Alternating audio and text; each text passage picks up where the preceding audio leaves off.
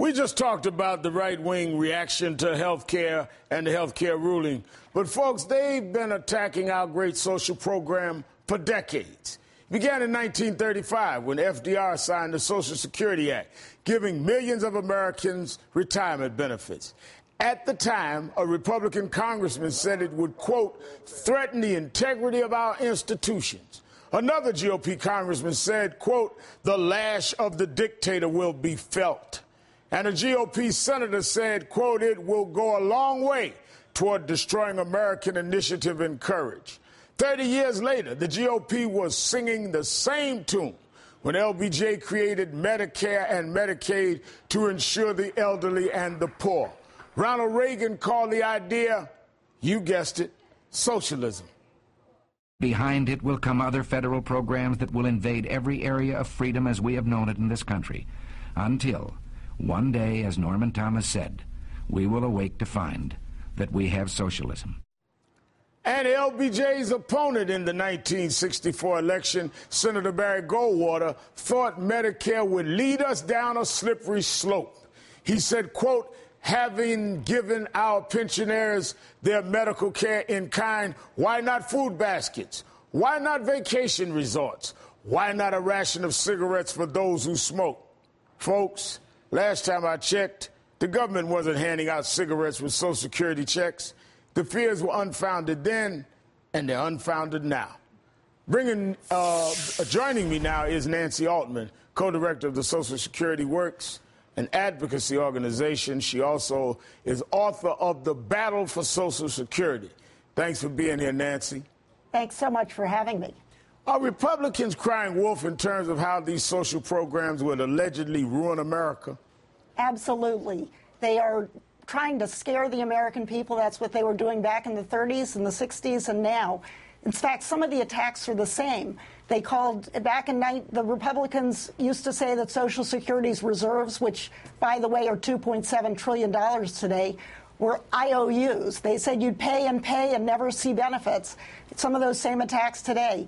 They said about Medicare, there'd be a bureaucrat between your doctor and the patient. That's what they said about the Affordable Care Act.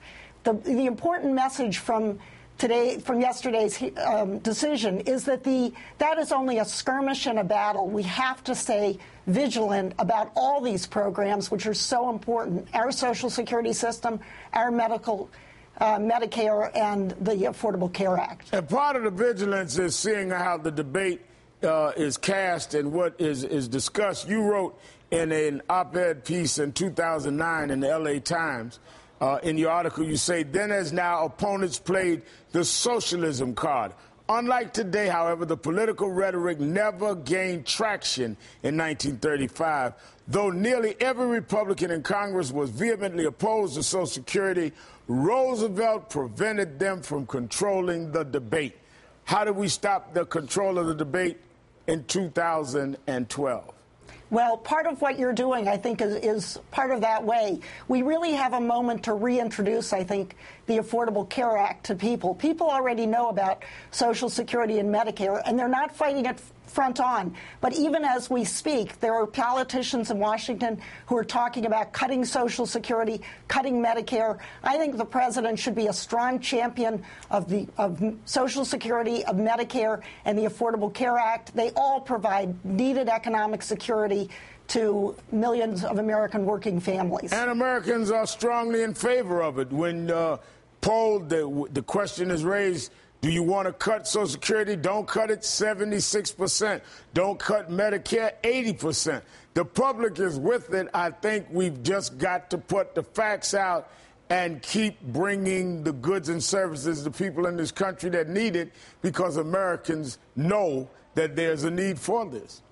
That's right. The president, I urge him to be a strong champion, and not just he's a strong champion, but speak the language. Explain that these are earned benefits. These are not, the Republicans like to call Social Security an entitlement. It's not welfare. It is benefits that they've earned. And this program, if anything, should be expanded. It's very important. The American people, even the Tea Partiers, are closer to the traditional Democratic position than the Republicans, and the Democrats should make use of that. Nancy Altman, thanks for your time tonight. Thank you so much for having me.